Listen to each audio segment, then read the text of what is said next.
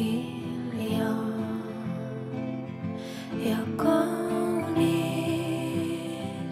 kun sä meet. Kannan sunkaan kaiken valmiiksi eteisen. Ja sanon, vaikka me ei nähtäis koskaan enää Olivia, niin se kuinka sä nauroit aamuöisin muutti mua. Vaikka sä et täällä enää paisko meidän ovia,